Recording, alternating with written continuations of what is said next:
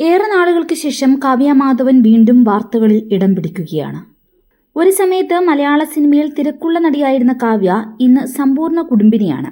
മകളുടെ വളർച്ചാഘട്ടം ആസ്വദിക്കുന്നതല്ലാതെ സ്വന്തം ബിസിനസിനെ കൂടി കാവ്യ ടോപ്പിലെത്തിക്കുവാൻ ശ്രമിക്കുന്നുണ്ട്. ബിസിനസ് മുൻപന്തിയിൽ എത്തിക്കുന്നതിന്റെ ഒപ്പം തന്നെ തന്റെ ബ്രാൻഡിന് പ്രൊമോഷനു വേണ്ടി എത്തുന്നതും കാവ്യയാണ്. ചെന്നൈയിലേക്ക് താമസം മാറിയ കാവ്യ ഇടയ്ക്കിടെ കേരളത്തിൽ വന്നു പോകുന്നതും പതിവാണ്. ചെറിയ മകൾ പഠിക്കുന്നതും ചെന്നൈയിലാണ്. അവിടെ സ്വന്തമായ പ്രോപ്പർട്ടിയും ദിലീപും കാവ്യയും സ്വന്തമാക്കി. കാവ്യയ്ക്ക് ദിലീപുമായുള്ള വിവാഹത്തിന് മുൻപേ തന്നെ വലിയ തുകകളുടെ പ്രോപ്പർട്ടികൾ സ്വന്തമായി ഉണ്ടായിരുന്നു. ഏറ്റവും ഉയർന്ന സാലറി വാങ്ങുന്ന നടിമാരിൽ പ്രമുഖയായിരുന്നു കാവ്യ മാധവൻ. ലക്ഷങ്ങളായിരുന്നു ആ സമയത്ത് കാവ്യയുടെ വേതനം. അഭിനയിക്കുന്ന ചിത്രങ്ങളെല്ലാം സൂപ്പർ ഹിറ്റുകളും. വെണ്ണലയിൽ സ്വന്തമായി വില്ലയും കാവ്യയ്ക്കുണ്ട്. 500 കോടിക്ക് മുകളിൽ കാവ്യയ്ക്ക് ആസ്തിയുണ്ട് എന്നാണ് കണക്കുകൾ സൂചിപ്പിക്കുന്നത്.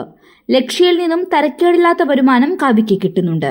ഒപ്പം കാസർഗോഡും ചെന്നൈയിലും പ്രോപ്പർട്ടികളുള്ള കാവ്യയ്ക്ക് അത്യാഡംബര വാഹനങ്ങളുമുണ്ട് സ്വന്തമായി.